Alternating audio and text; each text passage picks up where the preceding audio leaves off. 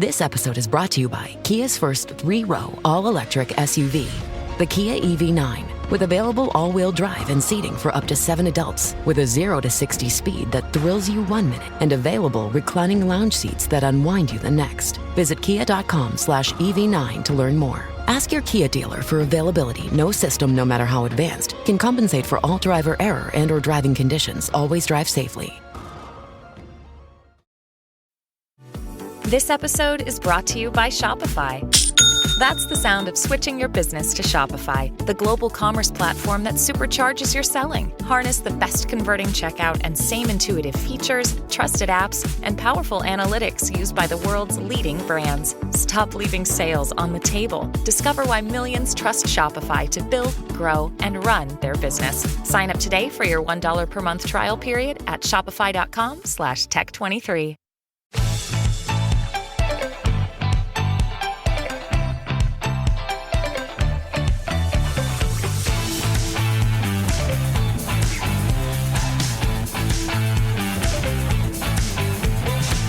Hi, everyone. We hope you're having a great holiday season. We don't have a new episode for you this week or next week due to the holidays. However, we wanted to share a great installment of After Dark from our Patreon as a little gift to you this season. In this installment of After Dark, we discuss gossiping in public and how people will secretly film or expose gossip they heard in real life, and then share what they're hearing on social media apps like TikTok. We release a new installment of After Dark every week with each episode of Millennial. By becoming a patron, you'll get ad-free access, Mega Millennial, access to our planning docs and meetings, our live streams, a new physical gift every year, and so much more. Check it all out. This show only happens because of listener support via Patreon and our paid Apple Podcast subscription. Tap into the show on Apple Podcasts and get a free trial to access all installments of After Dark. You can get the same 7-day free trial on Patreon too, by the way. The URL for Patreon is patreon.com/millennial. See a link in the show notes. Thanks, everyone, and enjoy this installment of After Dark.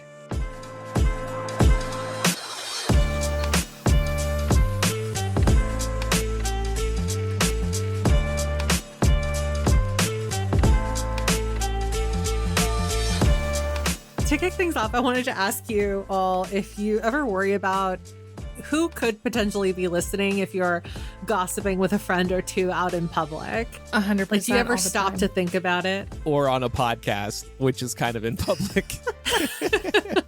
I get very worried about this, to Okay. answer your question, Pam. I do too, and so I usually just like lower the pitch of my voice. I hope that it just doesn't carry. Is it from the angle of like you're concerned that somebody's listening who you don't know knows the person you're gossiping about? Yeah. Okay. Especially if I'm gossiping about family, like I have family in the area, you never know who knows someone else. Right. Oh, actually, Pam, I got a perfect example. When you and I went to our coffee, when I was up there in April, remember we were sitting there at coffee, and one of the family members of the groom came walking in, and I was like, I think I started whispering to Pam. I was like, I think we got to keep our voice down now because I think that's who I'm thinking it is. I wasn't entirely sure, but I was pretty confident. Of course, I was not about to risk it either. But yeah, so that's the thing. You never know. Yeah. Well, if you weren't scared before, you maybe should be a little bit after hearing about this new TikTok trend. So people are now making they're building a following by reporting on gossip, but not like celebrity gossip. They're reporting on just normal people's gossip. And so what's happening is that these people will be out in public. They'll hear a friend or maybe a smaller group of people gossiping about someone else that's not there. And then they'll come back home and turn on their cameras and they'll just relay the gossip they overheard to their TikTok audience. And it's not ever usually done in a way to just like spread some juicy gossip around. They're dropping names, they're giving specific details. And the whole point of relaying this gossip to the masses is to send the masses out to find the person that's being gossiped about, because they deserve to know what their friends really think about them. which is crazy to me. Like, I think that this is insane. This is like a reality TV show, like Cheaters, the television show or something. But that was probably all fake, whereas this is real. Is the audio being posted too, or they're just okay? No audio. So at least there's that. But I'm surprised that's not happening. But maybe that would be against TikTok's terms of service. Probably. And if it's not, it should be. And maybe I don't know, personal I guess, how do you police this on a platform like TikTok saying no gossiping if they did try to go that direction? Like, because you want to gossip about celebrities, people do that. Where's the line? No personal gossip? Yeah. What's personal? Well, and also, there's no guarantee that every single one of these stories that gets shared is actually real. Like, I am sure there is somebody out there who has tried to make up scenarios like this for clout, trying to get big, where maybe they didn't necessarily overhear anything at all, or maybe they exaggerated what they overheard. So I think that would be really, really hard to regulate. Yeah. Or like, you jump the gun with assumptions, right? Because there's a lot you don't know. So Laura, I know that you specifically have seen some TikToks where people are exposing cheaters, right? Yeah, and I've actually seen it happen where somebody will have taken video at a bar, at an event, whatever, of a person. I feel like usually when this happens, it's a man. And they then take video of themselves when they get home, and they kind of stitch the videos together, and they'll be like, hey, if this is your husband, he was flirting with this woman all night. He started making out with her, and then he left with her. I saw him take his wedding ring off. Like, that level of, trying to crowdsource the identity of, whoever this person's wife is that is clearly being cheated on. So it even goes so far as to take video sometimes of the cheater, the alleged cheater, so that it's easy for their spouse or their partner to find out, to stumble across it. And at first I was thinking, why, other than clout, are people posting this? Like, do they actually think they're going to find the perpetrator here? But I guess if you start like using hashtags, like I hashtag Medford, New Jersey, the hometown I grew up in, like, it's going to start being noticed by local people, and thus it might actually be effective. But still, this public shaming, like, in the case of cheaters, what they're doing is bad, but it's still not right to film them or talk about them, try to share info to get them caught, because ultimately I think what is happening is they do want that clout. It's a dopamine hit to see those numbers rise and the comments rise and like get attention in the local news. Yeah. And that's the whole thing, right? Like, it's being, they're framing themselves as a good person with good morals, right?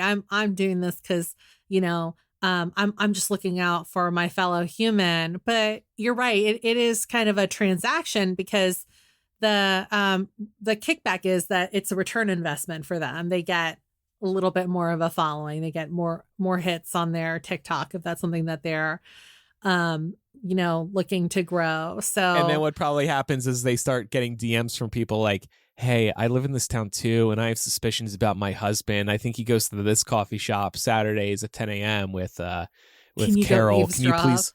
Yeah, exactly. And publicly shame him, and I'll pay you $500 to do it or something like that. I know that you're joking, but I have also scrolled past TikToks where like women will, like, the person that, like, their whole account is basically other people messaging them and saying, can you like direct message my boyfriend, my husband, to see, and like hit on him to see if he's unfaithful. Yeah. But it's like, if you have those suspicions anyway, then your whole relationship is not on a solid foundation. It's not being built on a solid foundation anyway. Right? Right. Yeah, 100%. I guess at least in those cases, people are directly soliciting these creators to go out and do this. I think what bothers me about the narcs when it comes to like gossiping in public, or even people who are cheating out in public is you can't necessarily know that the person you're trying to reach would want to find out in that way. Mm-hmm. Right? Like, it's horrible enough to find out that you're being cheated on without it going viral and a bunch of other people you potentially know finding out that you've been cheated on. That's a good point. And you know what else is wrong here? These people who are posting the videos, gossip, cheaters, whatever, they're kind of acting like they're perfect. They don't make mistakes. How would you like it if somebody was secretly following you around with a camera and caught you licking ice cream out of the freezer at the food store and putting it back in the freezer? Picking your nose in public and dropping the booger on a register. I don't know. My point just is like gossiping, cheating. Obviously, there's different levels of what's acceptable, but it's just unfair because you probably do some shit in public that you shouldn't be doing either. Yeah, it's the identifying factors too, right? And the riling up of the internet mob.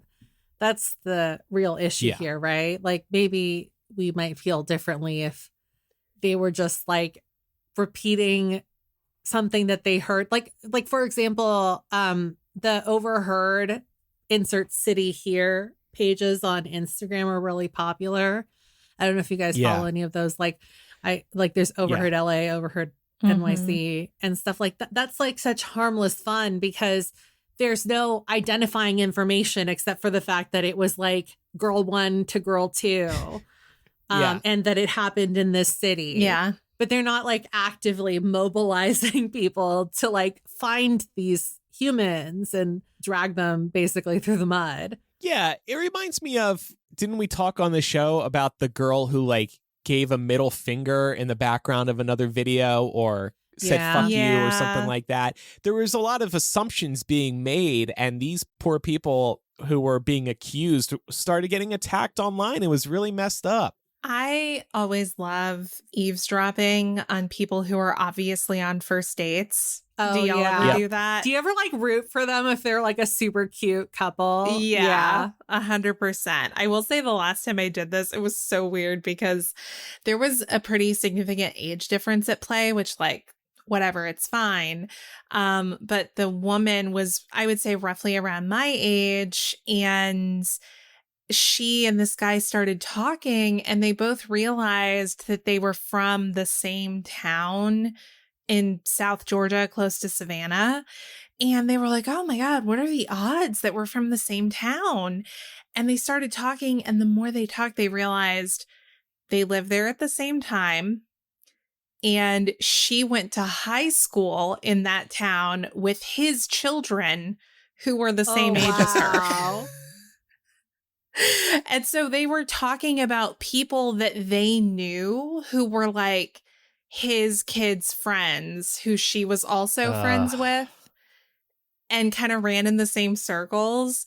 So they both seemed very into it. It seemed like the night was going to have a happy ending for them both. But it was just so funny to listen to them come to this realization of like, oh my God, like you are the age of my children. And when we were living in this town, like all at the same time, you were a teenager and I was a literal adult. So Andrew, you lived for the gossip as an Uber driver is what I'm garnering from this note in the doc. Ugh, that was one of the best parts about it. It's like you pick somebody up from a party on a Friday or Saturday night, and they come in the car, and the moment those car doors shut, they just start talking shit about everybody at that party. And I loved it. I sat there quietly. I'm not even exaggerating. I mean, we all do it, right? You get out of a party, you're heading home, you just start talking about how the night went. I sat there silently, taking in every word about Susie and Mark and Gerald. I loved it all. Andrew was like, feed me. Feed me. I take them on longer routes so I can hear more. But it does make me wonder if like Uber drivers have been secretly recording people in cars for the same exact type of thing. Like, have either of you seen that on TikTok? Like secretly filmed Uber conversations? I haven't seen that, but I do know that it's becoming more common now for Uber drivers to put cameras in their car because they want to make sure that they're compensated if, some drunk person throws up in their back seat, for example. Yeah, or a safety thing, if God forbid they started getting physical with the driver. So I feel like that goes hand in hand, right? You already have the footage. It's probably really tempting to toss it up online. Yeah. But maybe Uber has a clause that says they can't, like it's a privacy. I would hope so. Yeah. I'm sure they do. Why do we do this, though? Because you're right, Andrew. We all do this. If you go out for a night, you hang out with a big group of people, you get in with your little clique into the Uber, and it's almost like the driver is in another dimension to the riders. Like, we think we can just talk all kinds of shit without considering who the fuck is driving the car. Like, that person could know some of the people we're at we're at that party with, but it feels like a safe space to talk shit. And it's always extremely animated. And I think some of the funniest times I've ever been involved in this are times where the driver does get kind of involved. Oh. Have you ever had that happen? No, I can't. Maybe. Nothing's jumping to mind, though. I feel like that's only ever happened to me in Vegas. The cab drivers there on another level. But I feel like they hear some crazy shit. So they're just like, they're ready to come in with the advice. But to answer your point, to answer your question, Laura, I feel like it's the same. I don't know. It's kind of like the same vibe as like confessing stuff to your bartender. Do you guys ever just like strike up a random you tell those people stuff that you would not tell anyone else because you're like, I'm never going to see them again. It's the laid back atmosphere. Or maybe you do get to know a bartender over time. Whereas like with a taxi driver or an Uber driver, you will probably never see them again.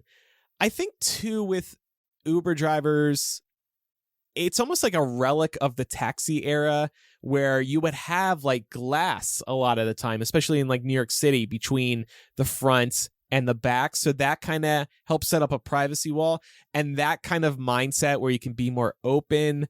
This is just me randomly theorizing, but because that setting where there's some separation, it carried over to the Uber era. And even though there's no glass wall there, typically you still see a barrier between the front row and the back row.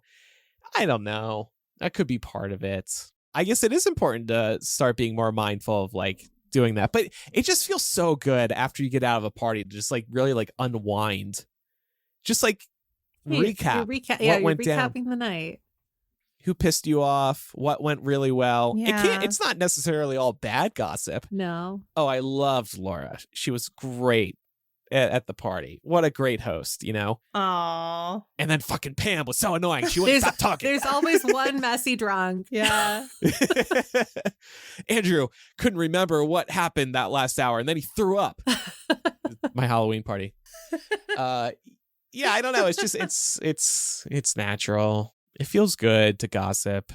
It does. Yeah, I think it's definitely like, I think that like gossip, there's obviously different levels, right? And you don't want to be like, there's some people there's a difference between gossiping with one other person or two other people and like spreading rumors, right?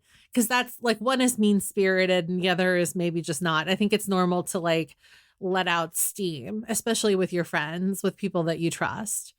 I also like this point that Elizabeth is bringing up too. I think overhearing people out in public is pretty common and usually harmless. It's the recording and reporting online that's icky. I think we need to remember that first part, like it's not new that people are talking about other people out in public. But then these videos get posted on TikTok, like this is some new issue that they're going to be able to stop collectively on social media. Like this is always going to happen. So it really just is just for clout. Yeah. There, like some of the examples too in these, the inspiration for this conversation came from a few articles I saw online over the past few weeks, like talking about this phenomenon. And one of them was from, I think it was from Vice. I pulled the article, but like some of these examples, it's just like normal stuff. Like they were talking about like somebody on TikTok decided to expose a group of bridesmaids for not liking the dresses the bride picked out. And it's like, that is something that like they did that girl a kindness, right? Saying, I love the dress you picked out. Like it was not within that person's right to like relay that they actually thought the dresses were ugly, you know? And that's also such a common experience if you're a bridesmaid. Yeah, the bridesmaids' dresses are usually hideous. And you suck it up because you love the person getting married. And like it's to their taste. It's not supposed to be to your taste. But that person doesn't need to know that actually you thought that it was the ugliest thing you've ever put on your body. Right. So I don't know. Well, to kind of start wrapping this up, I wanted to know if like we've ever been caught gossiping and if there's ever been any ramifications as a result of that. You and I almost got caught a few months ago. That's true, we did. That could have been catastrophic. Imagine you rolling back up to the wedding. I've been banned from the wedding. Yeah. Well, what were you gossiping about specifically? I don't want to address it. Oh, it was kind of like personal-ish. Yeah. Okay. He was giving like some background details on the couple. Got it. Okay. Right. And in walks dad, possibly. So can't do and that. some background details on the family too. So like again, not ideal. So I don't think I've been caught, but this does remind me, you got to be careful what you're saying over text messages too. And this is why Snapchat is still great with the disappearing messages, because somebody could turn on you and take those screenshots and share them with somebody else. That's being caught gossiping right there. So either you trust each other, maybe you're both mutually gossiping to the point where like if one betrayed the other would be able to fuck them up too. So there's a mutual understanding that one can't make the wrong move. It's kind of like how there's a mutual understanding that anything we say in After Dark does not leave After Dark. Exactly. Yes. And I guess you could say that with our audience too. They understand. Not that we could come out and like exact revenge on them other than banning them from Patreon. But yes, there's like this mutual understanding. And I think when you're texting, you just really don't think about somebody possibly turning on you or maybe somebody stealing your phone and getting your passcode. Like people don't even need Face ID or Touch ID. You just need the passcode. So if somebody's spying on you and they see the passcode you type in, they could gain full access to your phone just through the passcode. Or, sometimes people will eavesdrop on you when you're sending a text message in public. Have y'all heard about this happening on planes where if somebody's texting someone talking shit about the person in the seat next to them and the person in the seat next to them can very easily see what they're saying? I love spying on people texting. It's so fun. I was debating if we should talk about that on Millennial. On the last flight I was on, I was watching over somebody's shoulder. He was checking his, it must have been some investment account. He had over $1 million in his account. I was like, whoa, I've never seen $1 million before. That's cool. So I couldn't look away. Yeah. Why would you check that in such a crowded public place? He's probably proud of it. I hope he had a good VPN. Like, I'm never signing into anything that is sensitive information in public places. I think if I had an account with $1 million, I'd be checking in public too. Just leaving my phone on the counter, letting everybody. But that's just putting a target on your back. I guess. You're going to get mugged on the streets of wherever you live. You're like, that guy, get him. Give me your passcode. Give me your passcode. Yeah. But to that point, it's funny because I feel so self-conscious whenever I'm working on a plane or in any kind of like small space like that, because it's like, I wonder what these people think sometimes. Like if I'm like Googling, random pictures of insert celebrity here, like resizing that stuff. Like, do they think that I just like run a fan page for, I don't know, Tom Hanks or something? I'm looking for the exact right picture of Tom Hanks. I feel that hard. Writing articles on the plane for Hypable or Twilight Source and like then creating those images like you're talking about. People must be wondering, why am I grabbing a picture of Edward and Bella? Like what could his job be? Exactly. They probably they wouldn't be wrong. I was going to say they probably just think that you run a fan site. Yeah. All right. Well, this was fun. Be careful out there, everybody. Don't get caught. Yeah. Be very careful what messages you log forever within your phone and in somebody else's phone too. And who you gossip with. And who you gossip with. I trust you two. I trust you too. I really Likewise. do. Yeah. I mean it. I do too. That's why we do After Dark. I think we couldn't really do this if there wasn't mutual trust. Yeah. That's true. That we weren't going to betray each other. Yeah. Yeah. I mean, there's still time. How about for our 10th anniversary next year, we just blow the whole thing up. We all betray each other. That'd be a fun twist. At Two Brute. Oh my God. That's how we end the show. That'd be a pretty cool ending. Everybody would wonder if we ever repaired things. We hate each other now. Yeah, exactly. We'll be back in 5 years to launch another podcast. Yeah, exactly. And the first episode is just going to be like, it's like those Real Housewives reunion episodes where we have like one host that's like tried to air out the dirty laundry between all three of us. But the episode can be titled "What Happened," and we explain the breakdown. What happened. Shout out to Hillary's book. I was going to say it's our own Hillary Clinton moment. That title came to mind. I was like, why do I recognize it? And I Googled it. I was like, oh, of course, Hillary. All right. Well, thanks everybody for listening. Thanks for your support. And we'll see you next time. Bye, everyone. Bye, y'all.